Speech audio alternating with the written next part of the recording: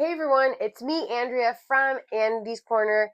And yes, we are still in Job. And today we hear from Eliphaz for the last time, I believe.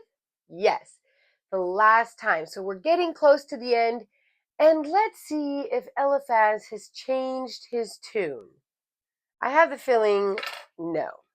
So we're in chapter 22. Here we go. Eliphaz the Temanite replied, "Can a person do anything to help God? Can even a wise person be helpful to him? Is it any advantage to the Almighty if you are righteous? Would be any gain to him if you were perfect? Is it because you're so pious that he accuses you and brings judgment against you?" He's saying, maybe because you think you're good, that's why God is judging you and causing all these bad things to happen. Which, again, we know that's not true. No, it's because of your wickedness. It gets worse. There's no limit to your sins. Eliphaz is crazy. He doesn't even know what Job's sins are. And he's saying, you sin so much, there's no limit to your sin. Who is this? And what kind of friend is he that he's saying you have no limit to your sin, even though I can't name what sin you've committed? Although he tries. So let's see what he says.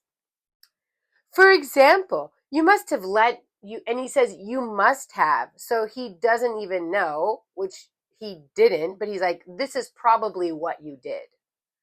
You must have lent money to your friend and demanded clothing as security. Yes, that's what you did. You stripped him to the bone. Or you must have refused water for the thirsty and food for the hungry. You probably think the land belongs to the powerful and only the privileged have a right to it. So he's saying, he's now just making up sins that Job must have committed. You must have sent widows away empty-handed and crushed the hopes of orphans. Yeah, because Job had 10 kids and he doesn't like children. Job definitely needs new friends. That is why you are surrounded by traps and tremble from sudden fears. Later on down he says, for the wicked say that to God, leave us alone. What can the Almighty do to us? Yet he was the one who filled their homes with those good things. So I will have nothing to do with that kind of thinking. He's saying that Job is wicked, and it's the wicked people that say, oh God, leave us alone. What do you want to do with us?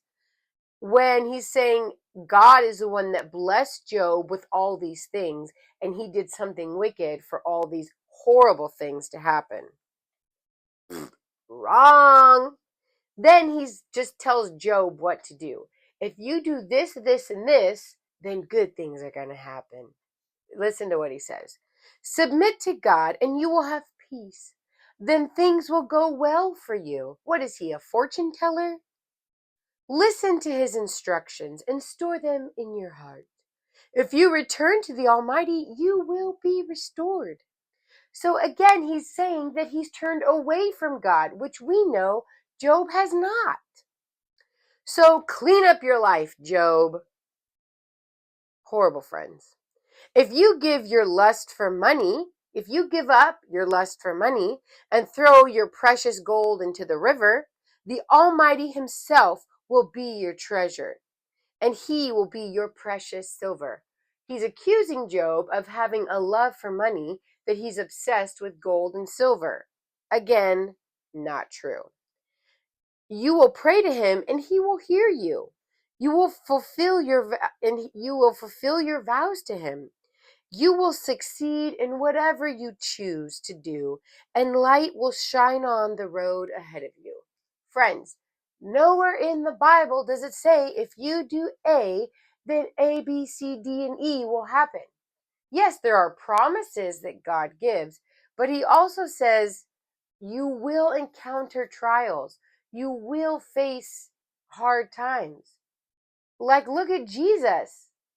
He was faced with death on a cross, and he allowed his son to go through that. And so Eliphaz is just making things up. He's making up Job's sin, and then he's making up, if you're righteous, then good things will happen to you. Yes, we do receive God's blessing, and we do often receive God's favor, but it's not guaranteed, and it's not deserved by any manner. We kind of all deserve death because none of us are perfect, and only the sinless will see God. But the only person that was sinless was Jesus. And because he died for our sins, we all get to see God. There's a trick there, see? Then Job responds, and really Job is just done with his friends, and he barely even responds to his friends. And now he's just talking about God. He says, if only I knew where to find God, I would go to his court. I would lay out my case and present my arguments. Then I would listen to his reply and understand what he says to me, because honest people can reason with him. So I would be forever acquitted by my judge. But I go east, and he is not there. I go west, but I cannot find him. I do not see him in the north, for he is hidden. I look to the south, but he is concealed. So he is searching for God, and what he's basically saying is it seems to him as though God is distant. However, he's still not saying that God is not present. He's saying he's concealed, meaning he's there, but I can't see him. And that's so true of our everyday life. Many times God is there doing things, but we just can't physically see it. But in time, God reveals to us what he's doing in our lives when we are ready to see what he has for us. And as we continue to read through Job, we will see that God responds to him, and he does reveal things to him that he could not see before. So Job is so right in saying things. But friends, it is true that sometimes God feels distant. But believe and hold on to the truth that just because he feels distant doesn't mean that he is distant. It just says he is concealed, meaning I can't see him. He's covered, but I know he's there. And he is there.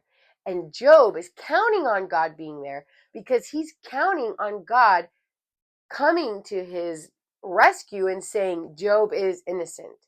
And he does just that. So then in verse 10 he says, but he knows where I am going, and when he tests me, I will come out as pure gold.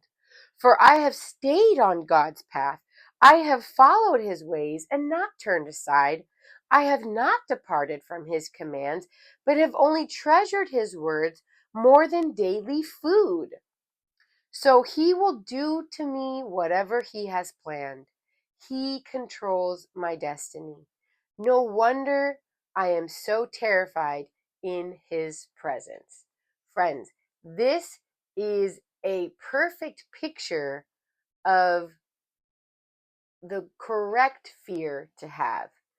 Not fear in being afraid, although Job says, I am terrified because he controls my destiny. He will do to me whatever he planned. But we have to believe that God has good things planned for those who love him and are committed to him. So even though it may look bad, it may feel bad, and we might not understand what's right in front of us, we have to hold on to truth and plow through and trust and believe that he does control our destiny and he does have good things planned for us. Then in chapter 24, Job says, why doesn't the Almighty bring the wicked to judgment? And throughout all chapter 24, he goes on listing all these horrible things that wicked people have gotten away with. And then he says, it seems like they get all their blessings and they get all these things. And they may be allowed to live in security, But God is always watching them, which is true. And though they are great now, in a moment they will be gone like all others, cut off like heads of grain. Can anyone claim otherwise? Who can prove me wrong? And he's right. He's saying, although it seems like the wicked get away with everything, and sometimes it feels that way, and sometimes it looks that way, he's saying God sees everything and God will hold them to judgment. And who can prove me wrong? And he's right about that.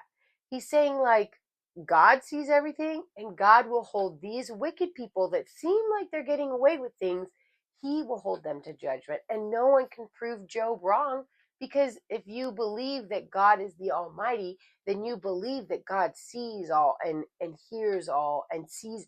Not only does he see everything, but he sees the hearts of all men.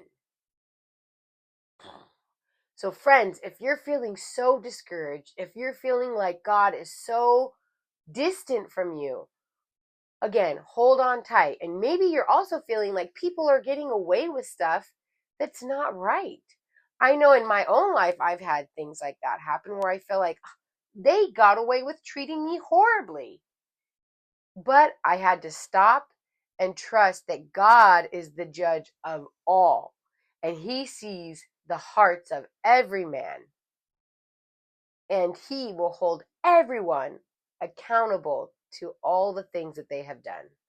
And in a way, that's kind of scary, which that's what Job was saying when he's like, his presence terrifies me, because he's like, I know I'm going to be faced because he sees everything and he's in control of everything. So I'm at his will.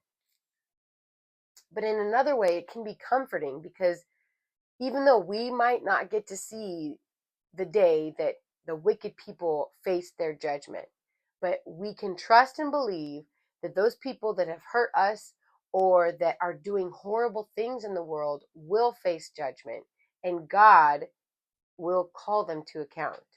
So we don't have to worry about it. It is not our job to worry about everybody else's wickedness, but it is our job to trust God, believe God, and believe that he's there even when it feels like he's not there, and do our best to be obedient to his word. And friends, that's why we read his word, so we know his voice and we know what he wants us to do. I love it. I love the word and I love reading it, and I hope that you enjoy it too. I hope that even though this book, which I correct myself, is 42 chapters long, and it's very poetic and there's a lot of words, but I hope that you find hope and peace and encouragement and a foundation to stand on. When you feel discouraged, don't be. Stand strong, that God will hold everybody to account, and he is holding you. Even though you might not see him, you might not feel him, he is there. Okay? All right. Stay tuned for the next episode when, yes, Bill Dad, who I call Bill Bad, speaks again. Crazy people. All right. Bye.